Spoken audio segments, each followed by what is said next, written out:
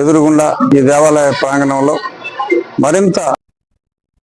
తూర్పు గోదావరి జిల్లా రాజానగరంలో కోరుకొండలో ముండ్రు పద్మావతి ఇంట్లో నిద్రిస్తున్న సమయంలో గుర్తు తెలియని 4 దుండగులు ఇంట్లోకి చొరబడ్డారు. మహిళను తాళ్లతో మంచానికి కట్టి బీరువాలో ఉంచిన సుమారు 160 గ్రాముల బంగారం ఆభరణాలు, 30 లక్షల విలువైన వాటిని దొంగలించారు. దుండగులు మాస్కులు, గ్లౌస్ ధరించి వచ్చారని బాధితురాలు వెల్లడించారు. కేసు నమోదు చేసి సీసీ దర్యాప్తు ప్రారంభించినట్టు సిఐ మూర్తి తెలిపారు.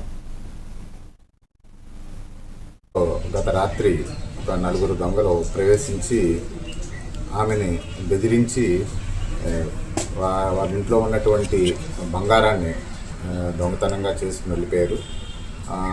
ఆ క్రమంలో ఆమె కొద్దిగా స్పృహ తప్పి పడిపోయి వెంటనే సీన్కి రష్ అయ్యి జరిగినటువంటి అఫెన్స్ గ్రావిటీని బట్టి క్రైమ్ డిఎస్పీ గారు కూడా సీన్ విజిట్ చేయడం జరిగింది.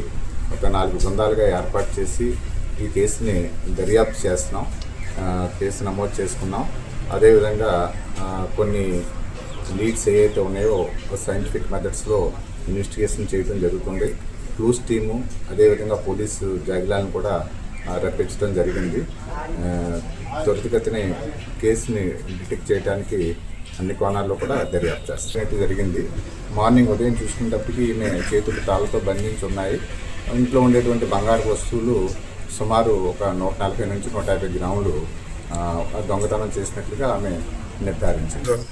కేసు దర్యాప్తులో ఉందండి. ప్రాథమికంగా మీకు మేము తెలియజేస్తాం, జరిగిన ఇన్సిడెంట్ తెలియజేస్తాం. ఇప్పుడు కేసు దర్యాప్తులో తెలిసిందండి. ఉదయం లేచి ఈ చుట్టుపక్కల ఈమె కొంచెం హెల్ప్ కోసం మా కొద్దిగా కేకలు చేస్తే చుట్టుపక్కల వచ్చి ఆ విషయాన్ని పోలీసుకి సమాచారం ఇచ్చారు. రాత్రి